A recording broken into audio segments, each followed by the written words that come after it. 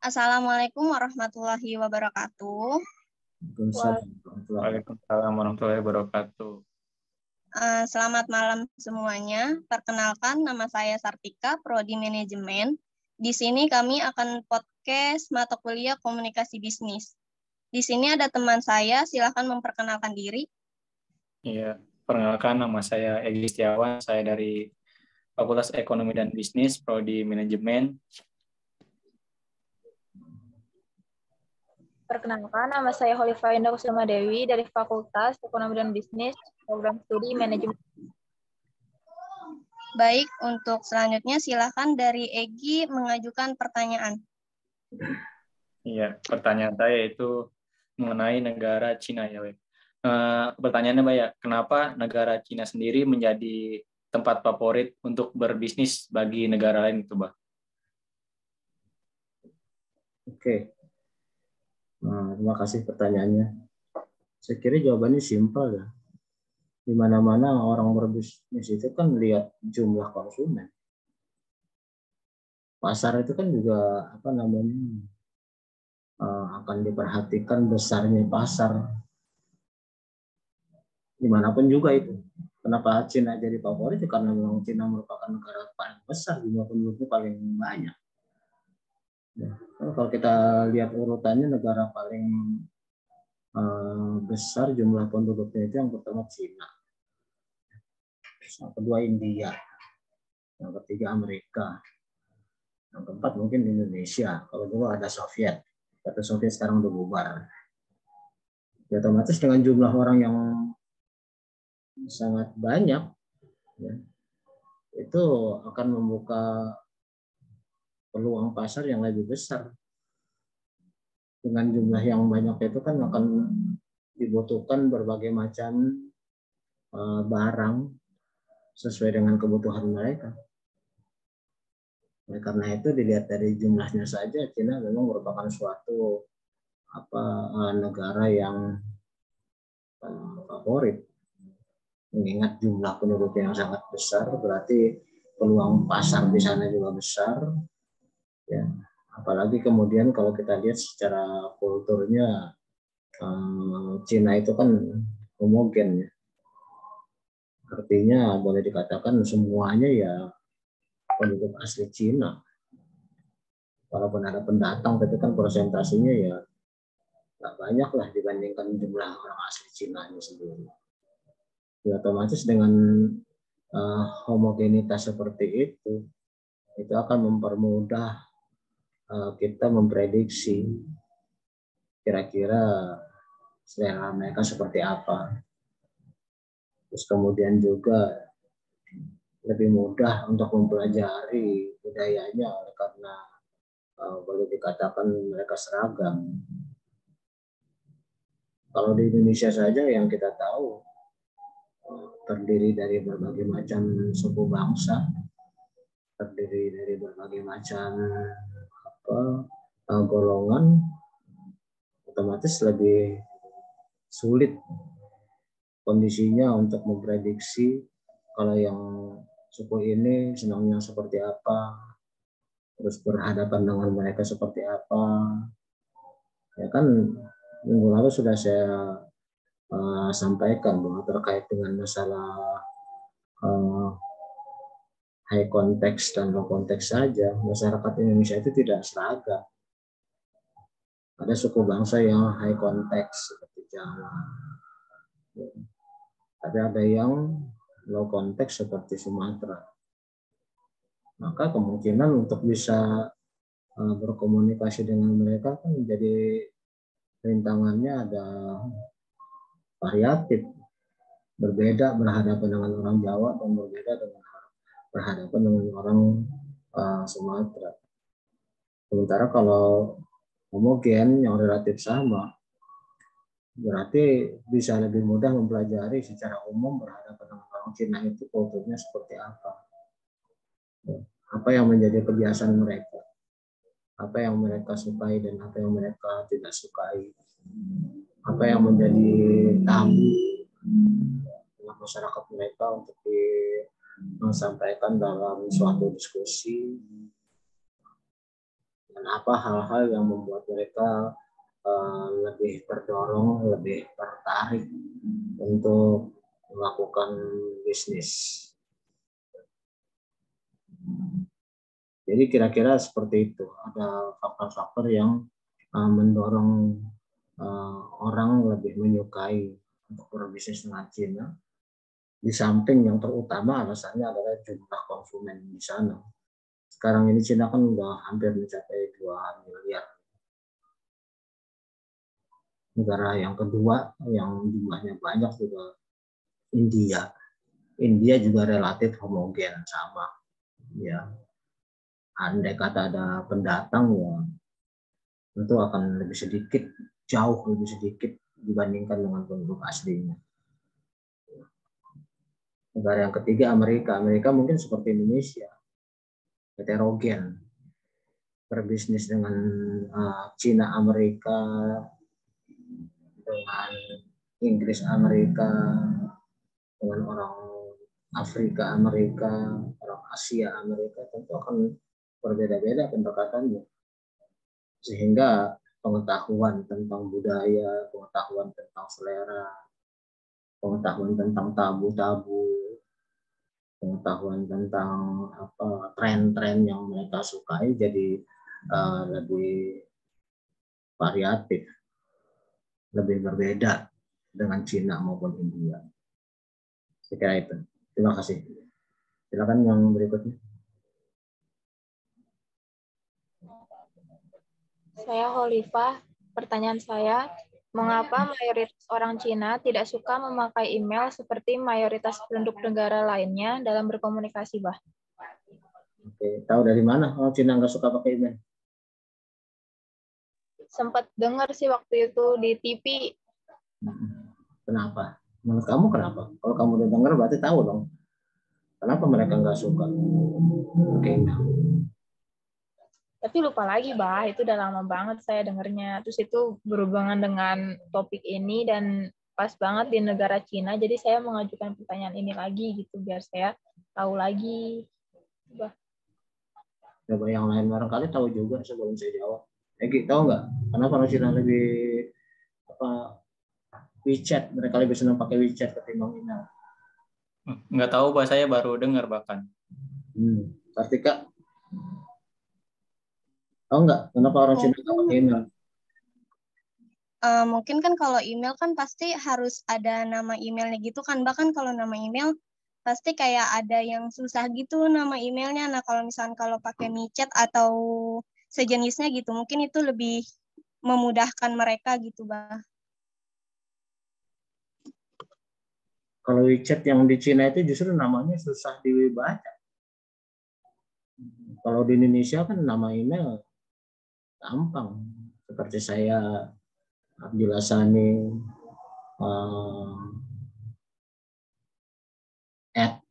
@gmail.com gitu doang. Tapi jelas saya yang punya itu. Atau di Unis Asani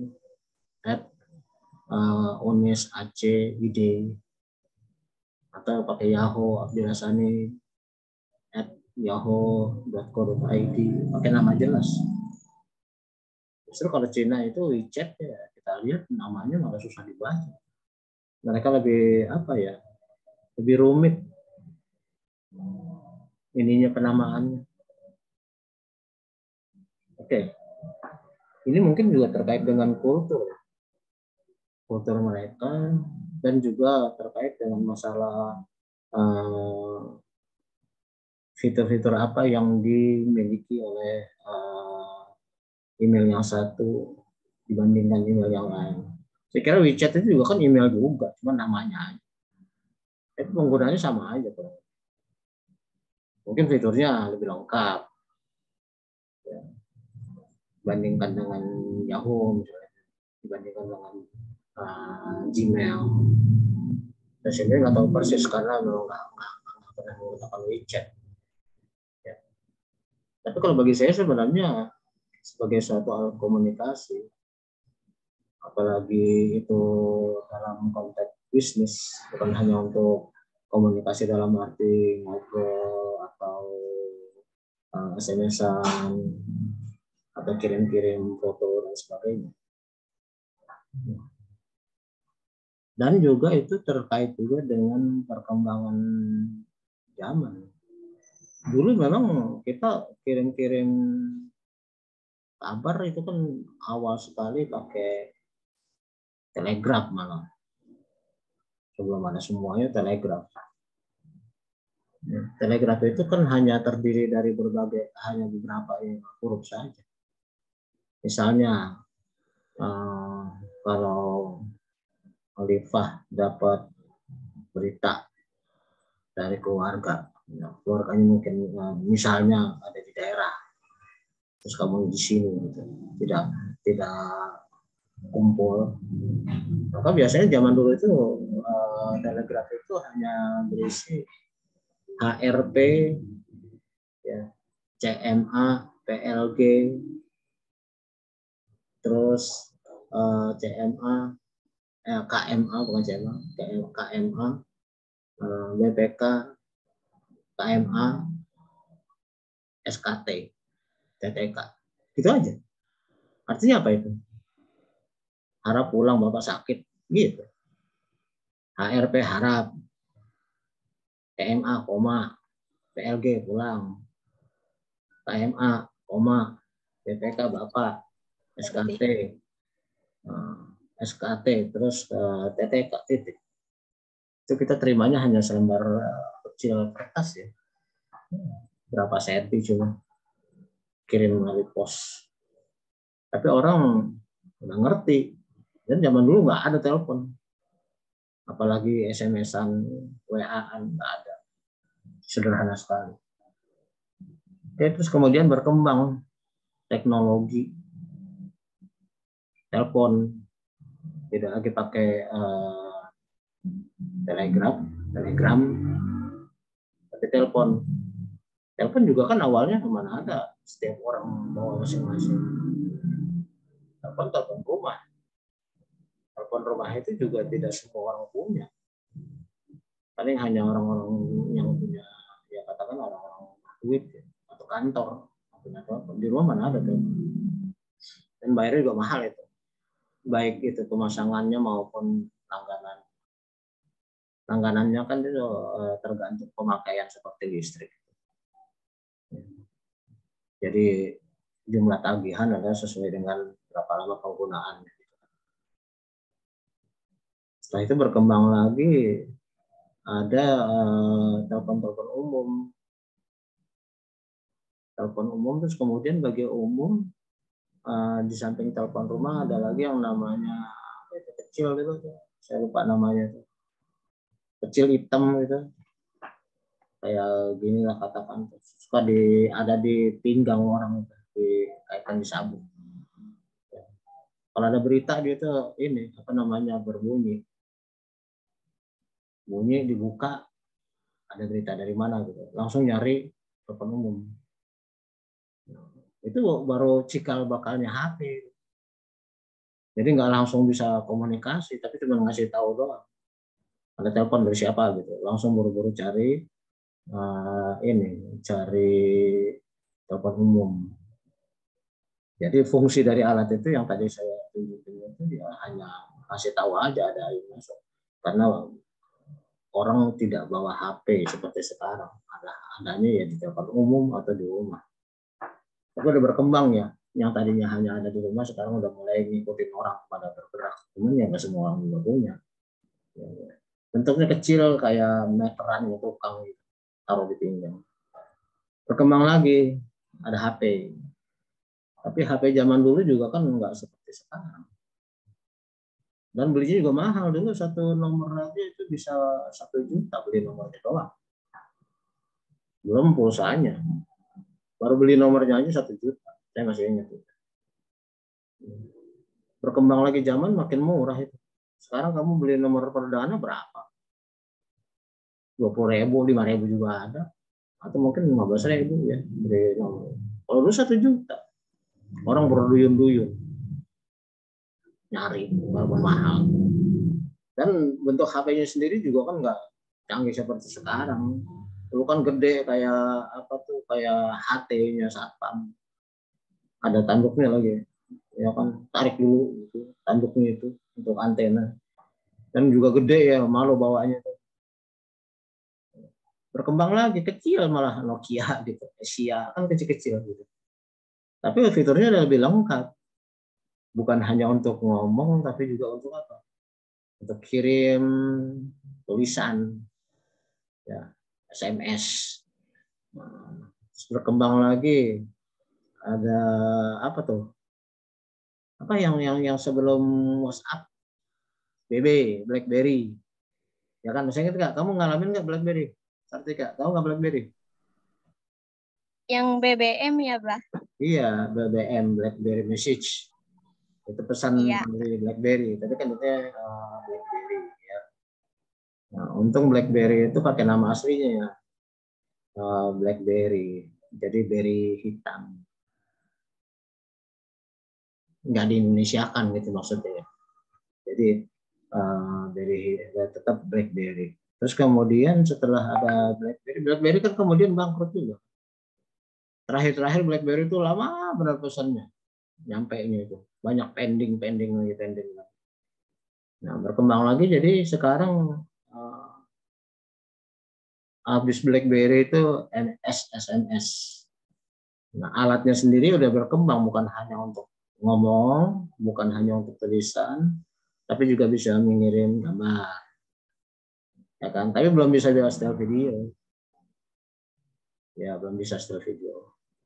Nokia, Asia, apa segala macam itu cilik-cilik. Nah, terus akhirnya berkembang lagi. Ya, jadi yang bagus-bagus sekarang fiturnya juga banyak bagus-bagus. Kita bisa nonton, bahkan yang terbaru itu kan kita bisa muter Netflix. Belum mana ada. Sekarang bisa Netflix. Ya, artinya makin lama makin berkembang. Termasuk juga dengan email. Ya, saya sendiri sekarang nggak pernah pakai email tuh. Kemarin ada mahasiswa yang semester 8 mau bikin jurnal. Abah itu nama emailnya apa ya? Karena untuk bikin jurnal harus ada email Abah sebagai pembimbing. Wah, saya nggak pernah buka email. Dulu Yahoo masih suka buka, terus Gmail masih suka buka. Itu Unis, ya, email Unis aja. Asalnya Unis ACID nggak pernah saya buka. Entah apa isinya. Sekarang kamu kalau pakai ngirim-ngirim dokumen pakai apa? Ke dosen misalnya kirim tugas, pakai email. Pakai apa? Olivia. Bah. Pakai apa? Google Classroom. Google Classroom. Terus, Sartika, ngirim tugas. Kamu misalnya Kadang kirim, ada yang lewat WA, terus Google Classroom juga, tergantung dosennya sih, Bah. Tergantung dosen. Artinya yang dipentingkan sekarang kan ini praktisnya. Ini mama aja, saya aja nggak pernah pakai itu sepada itu, nggak praktis begitu. Langsung aja saya buka ini Zoom, saya kirim linknya kepada kamu, langsung jadi. Udah nggak bertangga-tangga mesti pakai itu ya, maaf itu walaupun di Unis, tapi saya sampai sekarang masih malas makanya, ribet. Kamu juga ada pakai sepada, ada yang langsung kan dari dosen masing-masing. Ya kan begitu. Jadi saya sendiri sekarang nggak pakai lagi ini. Kalau ada tugas begini, satu kelas misalnya, kamu nih ada berapa orang, misalnya ada 10-20 orang, ngirim tugas. Ya kalau masing-masing japri kan numpuk kayak saya. Banyak, lemot dia nanti. Ya udah, saya suruh. Ketua kelas siapa? Misalnya Egi, kamu bikin Google Drive, kumpulin di sana. Nanti linknya kirim ke saya. Artinya apa kan itu masalah praktisnya orang berkomunikasi. Masih mending kalau cuma 20 orang. Kalau yang seperti kelas 1A, akuntansi, jumlah pesertanya untuk aspek hukum dan ekonomi Islam 48 orang. 48 orang kirim tugas. Terus kemudian komunikasi bisnis 20 orang. 68. Terus tambah lagi yang lain. Saya megang 7 kelas. 7 kelas ya pusing saya kalau semuanya melalui WA. maka kemudian pakai Google Drive. Maka saya kira pertama kalau dilihat dari praktisnya, orang sekarang itu jarang lagi pakai email. Atau kalau di Cina mungkin pakai WeChat, umumnya pakai WeChat, mereka sampai 78% pakai WeChat. Hanya sekitar 22% yang masih pakai email. Mungkin WeChat itu secara teknologi lebih praktis, lebih umum dipakai. Sama dengan saya lebih senang pakai WA. Kayak kamu pertanyaan, kan nggak perlu pakai Google Drive, pertanyaan cuma selembar doang. Ya kan? Praktisnya begitu. Dan mungkin WeChat juga punya fitur-fitur yang melebihi email-email yang umum digunakan. Ya. Juga mungkin masalah kapasitas juga kan. Kadang-kadang email itu juga kan nggak banyak menampung kapasitasnya. Sama dengan WA juga kan nggak bisa kalau kamu ngirim satu file yang berat, misalnya video gitu kan ya. Video yang berat kan nggak bisa. Kayak gini nih, kita udah diskusi, udah direkam, terus kemudian saya kirim hasilnya melalui WA, nggak bisa. Kenapa? Berat kapasitasnya. Maka kemudian saya upload dan linknya aja saya kirim ke kamu. Jadi kamu tinggal klik linknya. Ya, mungkin WeChat di Cina itu dilihat dari praktisnya komunikasi, mereka punya fitur yang mungkin menampung pengiriman lebih besar, bisa ngirim gambar, bisa ngirim video, bisa ngirim yang lain dibandingkan dengan email. Email yang seperti ada ya kita lihat, nggak bisa. Kamu kirim katakanlah saya suruh bikin video apa gitu ya, terus kemudian kirim melalui email, nggak kuat. Misalnya disimpan di Google Drive, nanti Google Drive ya link yang kamu kirim ke sana. Jadi kemungkinannya kalau bagi saya sih mungkin orang Cina itu di samping masalah praktis, tapi juga mungkin ada masalah nasionalisme ya. Kan sudah saya bahas dalam pertemuan yang lalu bahwa Cina itu adalah masyarakat komunal yang lebih kental rasa komunitasnya. Yang kamu lihat juga orang-orang Cina di Indonesia kan kental sekali komunitas antar mereka, ya kan? Mereka malah seolah-olah dengan kita itu agak berjarak. Rumahnya tinggi-tinggi gitu kan ya, ininya pagarnya seolah-olah nggak mau ngumpul. Terus juga di kampung-kampung juga nggak tahu kalau Cina di Tangerang tuh di Benteng itu mungkin udah berbaur kan karena udah bergenerasi. Tapi tetap saja mereka itu antar mereka lebih kuat. Bisnis mereka juga begitu. Satu hal yang berbeda ya antara kita secara kultur, secara budaya dengan Cina. Kalau orang Cina itu dia punya anak, katakanlah 5 orang, semuanya diarahkan ke bisnis. Jadi kalau bapaknya punya bisnis, anaknya itu kemudian yang pertama, yang kedua, yang ketiga, dan sampai yang kelima itu semua diarahkan ke bisnis. Itu saja udah terjaring jejaring bisnis antar 5 perusahaan. Belum lagi nanti istrinya juga sekian, punya saudara. Makanya kemudian komunitas mereka, baik dalam hal bisnis maupun dalam pendanaan, jadi lebih kuat karena lebih kompak. Kalau kita kan enggak, masing-masing kan. Coba kalau saya tanya misalnya, nanti kalau lulus pakai apa? Mau jadi apa? Sartika lulus sarjana mau apa? Pasti banyak kan PNS atau jadi pegawai. Nggak ada yang bilang, saya mau jadi wirausaha. Saya nggak mau jadi pebisnis. Saya maunya jadi pebisnis. Nggak ada, saya yakin. Pasti maunya ya mau kerja, bah. Cari kerjaan. Kalau nggak jadi PNS ya jadi katakanlah karyawan perusahaan gitu. Coba kita buktiin, Halifah, kalau lulus besok mau jadi wirausaha atau mau jadi pekerja? Jujur. Pengusaha, bah. Wirausaha. Pengusaha. Udah dimulai dari sekarang? Belum sih, bah, tapi udah punya channel gitu, maksudnya udah punya rencana. Oke, wirausaha di bidang apa? Makanan, Bah. Kuliner. Iya. Pinter masak dong kamu? Masih belajar.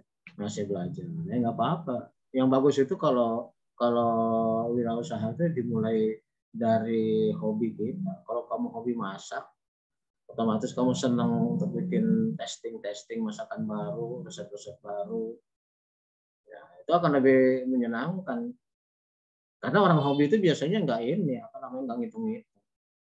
Saya tuh, katakanlah saya bikin lukisan begini di belakang saya, dan di ruang kerja saya lukisan semua. Kalau kita hitung-hitung berapa catnya, berapa figuranya, berapa kanvas, belum tentu ada yang beli. Karena hobi, dijalanin.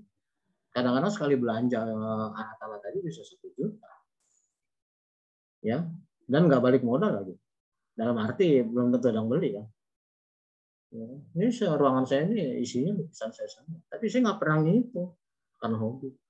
Nah, termasuk juga kamu. Kalau kamu memang hobinya masak, ya otomatis ya kamu seneng aja bikin percobaan-percobaan resep-resep baru. Nggak dihitung. Nanti pada akhirnya kalau udah profesional baru dihitung. Kayak saya lukisan misalnya terkenal, udah punya nama gitu. Ya mungkin aja saya bikin pameran dan saya jual. Kalau sekarang banyak kan gratis aja. Jadi kadang-kadang orang maunya dilukis gratis. Sampai kayak, wah saya lukisin dong gratis. Ya saya kira gratis. Tanya ya, saya kira gratis. Makanya saya kadang kalau ditanya seperti itu, ya saya ditangkap satam kalau saya ngambil bahan-bahannya dari mall kagak bayar. Ya kan bahannya mesti bayar, mesti beli. Oke, jadi kebanyakan orang Cina seperti itu, mau jadi pebisnis ketimbang jadi karyawan. Bagus kalau kamu jadi pebisnis. Sekarang jadi karyawan, jadi PNS sekarang lebih susah. PNS itu makin sempit. Tapi kalau kamu dagang, Indonesia ini termasuk negara nomor 4 terbesar masyarakatnya, berarti pasarnya besar. Apalagi kalau kamu merambah ke dunia internasional jadi eksportir. Seluruh dunia yang bisa kamu jualan. Tergantung apa yang sedang laku di sana, apa yang sedang tren, kemudian apa kira-kira syarat masuk ke satu negara kan gitu. Semua bisa dipelajari kan. Saya ngajar itu juga tuh di ekspor impor. Ya. Sudah berapa dari tahun 93 saya ngajar UKM tentang ekspor impor. Sartika besok kalau udah lulus jadi apa? Kita dengerin. Pengen pebisnis juga sih, Bah. Oke, apa itu? Kayak di pakaian gitu. Fashion. Iya, passion. Berarti kamu hobi juga dong di bidang fashion, bikin baju gitu. Iya, kayak ngelihat outfit sekarang kan bagus-bagus tuh, Bah. Jadi kayak terinspirasi aja gitu, kayak pengen gitu punya usaha kayak gitu. Pengennya jadi produsen apa trader? Kalau produsen berarti kan Kenapa, Pak? mau jadi produsen atau mau jadi trader? Kalau produsen itu bikin, kalau trader tinggal jual. Pedagang doang. Oh, yang bikin juga, yang dagang juga. Jadi dua-duanya, Pak. Oke, berarti kamu senang ngejahit dong? Enggak sih. Bisa dicoba lah, Pak, nanti. Iya, bisa dicoba. Iya, artinya, tapi semuanya jangan nunggu besok. Artinya dari sekarang juga ini, kalau hobi fashion. Ini bagus lah kamu kerudungnya bagus tuh. Jadi orang fashion biasanya pintar dandan. Iya, biasanya apa namanya nice looking. Kalau orang fashion tuh pintar dandan, pintar bersolek. Oke, kalau Egy Setiawan, mau PNS? Kayaknya sih jadi wirausaha juga sih, Bang. Nah, bener nih, karena Abah nanyanya ke situ, tiga-tiganya bilang wirausaha. Soalnya orang tua kan punya ini juga, Pak, punya warung kan, jadi pengen ngegedein lah jadi kayak agen warung gitu. Warung apa tuh? Warung sembako, Bang. Iya, oke, warung sembako. Ya, tapi betul harus dikembangkan, jangan di situ aja. Artinya ya harus berkembang lah. Jadi intinya seperti itu ya. Kenapa Cina jadi favorit? Ya karena konsumennya besar. Termasuk Indonesia juga konsumennya sangat besar. Tinggal kita mau nggak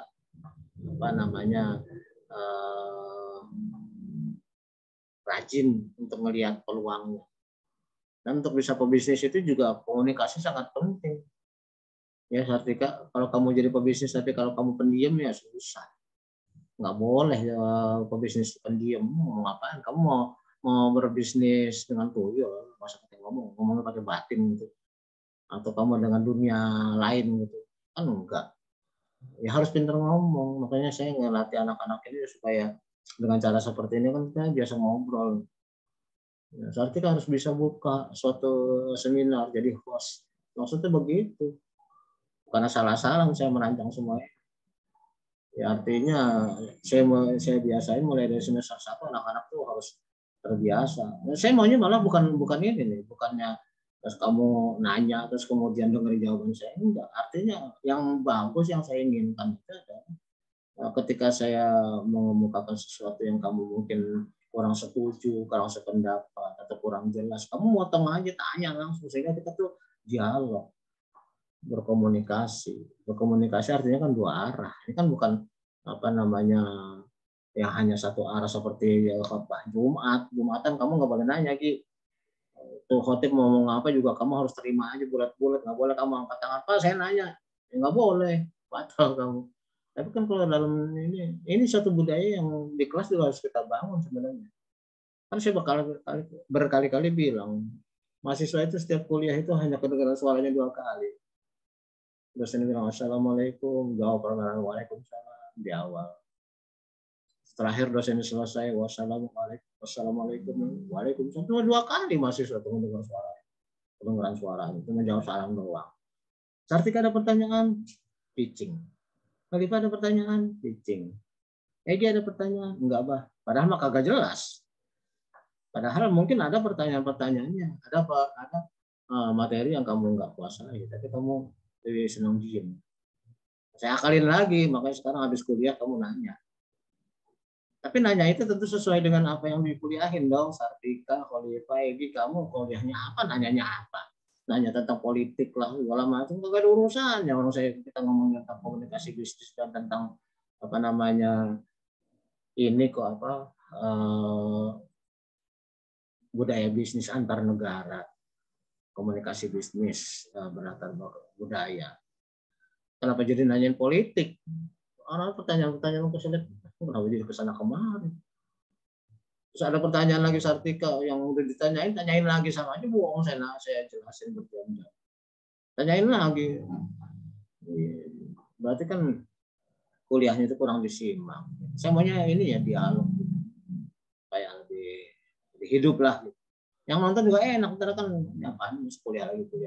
Tapi kalau dialog kan enak ngobrol gitu. Kayak gitu, terakhir kita waktunya terbatas. Saya juga ditunggu lagi mau kelas lain untuk bikin seperti itu. Ya siapa yang belum nih? Sartika, Bah. Sartika, oke. Baik, Bah. Pertanyaan selanjutnya yaitu apa yang membuat orang Cina selalu menerapkan mindset untung sedikit gak jadi masalah dalam dunia bisnis mereka? Mindset, bukan mindset. Main itu artinya pemikiran, setting pemikiran. Saya kok belum tahu ya apa Cina itu mindsetnya seperti itu. Untung sedikit. Di mana-mana orang pebisnis semuanya untung gede, kan? Untung besar dengan modal kecil itu kan prinsip ekonomi. Artinya modalnya kecil, masuknya gede, kan begitu.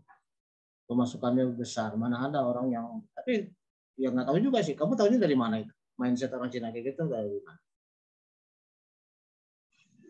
Pernah dengar sih Mbak waktu itu. Waktu itu kapan? Waktu itu pernah lihat kayak cuplikan video gitu, kayak yang bisnis-bisnis gitu. Terus apa yang diomongin di situ? Kok kamu tiba-tiba ingat ke situ sih? Gara-gara iya, ingat Cina-Cina. Lagi kamu kenapa kompak Cina semua? Kan saya bilang tergantung negara yang mau kamu tanya. Oliva nanya tentang Arab, Sartika nanya tentang Amerika, Ege nanya tentang Cina atau bagaimana. Ini kenapa jadi kompak Cina semua? Semua pertanyaan kok tentang Cina. Ya. Kenapa mindset orang Cina itu untung sedikit? Apa tadi? Untung sedikit. Kenapa orang untung sedikitnya? Untung sedikit nggak jadi masalah gitu, Bah. untung sedikit nggak jadi masalah, yang penting langgeng. Itu Cina memang. Jadi begini, kamu kalau berbisnis dengan orang Cina, negosiasi dengan orang Cina itu susah. Kan saya udah jelaskan dalam kuliah yang lalu bahwa mereka itu masyarakat komunal, jadi nggak bisa ngambil keputusan sendiri. Keputusan itu adalah keputusan kelompok, keputusan komunitas. Jadi seorang negosiator itu nggak bisa ngambil keputusan sendiri, tapi dia akan berkomunikasi dulu dengan komunitasnya, termasuk dengan senior-seniornya. Nggak terbiasa mereka. Tapi kalau dengan yang saya jelaskan juga minggu lalu dengan Kanada, Amerika, Australia, Jerman itu orang-orang individualis, jadi masing-masing nggak perlu nanya orang lagi, dia ngambil keputusan sendiri. Oleh karena itu, maka dalam negosiasi juga kalau dengan orang-orang yang individualis, karena mereka memutus sendiri, lebih cepat jadi, lebih cepat deal. Mau deal, mau gagal, pokoknya cepat ketahuan hasilnya. Tapi kalau dengan Cina, dengan Korea, dengan Jepang, itu nggak bisa langsung. Karena mereka masyarakat komunal, jadi perlu berunding berkali-kali sampai pada keputusan mau deal atau gagal. Karena mereka berunding dulu, nggak langsung. Maka kemungkinannya adalah kalau mereka itu untung sedikit nggak terlalu masalah. Yang penting berkelanjutan, gitu loh, Sartika. Berkelanjutan, jadi ada repeat order. Kan itu juga jadi strategi bisnis ya. Ya katakanlah kamu misalnya punya pelanggan gitu, beli baju dari kamu, mungkin cuma satu, nggak apa-apa dah, untungnya besar, nggak besar, untungnya kecil. Tapi besok dia jadi belinya sama kamu lagi, gitu ya. Terus ketika dia ada event, katakan lebaran, dia sama kamu lagi. Kan lebih baik ketimbang kamu dapat konsumen beli banyak tapi sekaligus selesai, udah nggak ada lagi repeat order. Ya kan? Mana yang kamu pilih? Mendingan untung kecil tapi kemudian berkelanjutan ada repeat order, atau untung besar lalu kemudian udahan karena dia kecewa. Ternyata barangnya jelek, mahal lagi, udah kapok. Mendingan mana? Untung kecil tapi berkelanjutan, Pak. Nah itu, jadi itu udah prinsip ekonomi. Saya pikir bukan hanya orang Cina, semua seperti itu. Ya, jadi tetapi dikaitkan dengan budayanya orang Cina, memang mereka itu seperti itu. Tidak mudah mencapai kesepakatan, tapi begitu sudah sepakat, mereka akan memelihara. Gitu ya. Jadi kalau misalnya kamu berbisnis dengan orang Cina, mungkin kamu akan sulit untuk mencapai deal-nya. Tapi begitu dia udah dapat, udah tercapai deal, maka kemungkinan dia akan setia sama kamu. Dia akan repeat order, nggak mau lagi dengan yang lain. Makanya kita kalau kerja sama Cina kan begitu. Kalau ternyata kita tuh udah dipercaya sama majikan, maka mereka itu lebih care, ya, lebih terbuka, lebih dekat. Tapi kalau misalnya belum, mungkin banyak bawelnya, banyak domelinnya kamu, ya. Banyak sekali kasus-kasus yang seperti itu ketika mereka kerja sama orang Cina lalu kemudian sudah mencapai suatu tingkat kepercayaan dari majikannya, mereka akan lebih dijamin, gajinya mungkin jadi lebih besar, terus kemudian kehidupannya jadi lebih terjamin dan sebagainya. Saya kira itu umum ya. Artinya untung kecil tidak masalah, yang penting berkelanjutan. Dibandingkan dengan katakanlah berbisnis dengan orang Amerika individualis yang begitu negosiasi langsung bisa ketahuan sepakat atau tidak sepakat. Kalaupun sepakat, kemungkinan hanya sekali itu. Belum tentu mereka akan repeat order. Belum tentu mereka akan berbisnis berkelanjutan. Makanya orang Cina sangat hati-hati dengan itu terkait dengan budayanya. Mereka maunya itu berkesinambungan, berkelanjutan. Makanya mereka hati-hati. Nggak mau langsung setuju. Nggak mau langsung tercapai kesepakatan. Ya bertahanlah pelan-pelan, nanti kalau udah timbul kepercayaan dan kamu dianggap kredibel, jujur dan sebagainya, ya bisa berkelanjutan. Jadi memang seperti saya sampaikan pada kuliah yang lalu, budaya itu sangat mempengaruhi orang dalam bertingkah laku, termasuk juga di dalam hal bisnis, ya. bisnis dengan orang-orang yang high context, kita mikir dulu apa nih maksudnya. Termasuk juga mereka mungkin agak lama dalam mengambil keputusan. Termasuk juga kita harus sabar karena perlu rundingan berkali-kali. Tapi begitu sudah tercapai kesepakatan, sudah mendapatkan kepercayaan, kemungkinan kita akan berkelanjutan. Dengan orang-orang low context, gampang untuk dipahami, ya jelas maksudnya apa, tapi termasuk juga kita kemungkinan langsung dapat deal atau langsung ditolak. Dan belum tentu repeat order. Ya. Jadi intinya gitu. Dalam berkomunikasi, cara mereka berujar, cara mereka mengambil keputusan, cara mereka bernegosiasi, dan sebagainya, itu sangat dipengaruhi oleh budaya dari mana mereka berasal. Oke, saya kira demikian. Masih ada yang ingin ditanyakan? Kalau tidak ada, mungkin saya cukupkan. Saya silakan kembali ke host dari saya. Saya akhiri dulu penjelasan saya. Wabillahi taufiq wal hidayah. Assalamualaikum warahmatullahi wabarakatuh. Silakan, Sartika. Baik, Abah. Terima kasih untuk Abah yang sudah menjelaskan pertanyaan-pertanyaan dari saya dan teman-teman saya. Baik, mungkin sudah cukup podcast kita kali ini. Kurang lebihnya saya mohon maaf. Wassalamualaikum warahmatullahi wabarakatuh. Waalaikumsalam warahmatullahi wabarakatuh. Terima kasih, Bah. Bah. Ini tadi saya record nggak? Abah bilang mau lagi di record. Record, Bah. Oh iya, sebentar. Kok nggak ada ininya? Apa namanya? Ada itu keterangannya di record. Udah direkod, Bah? Enggak, iya tadi di record. Tapi kok nggak ada tombolnya, Mas? Stop recordnya mana dia?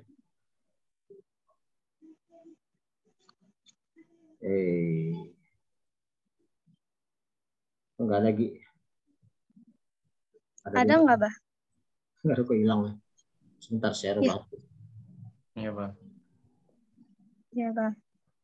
Nah, ini baru muncul. Oke.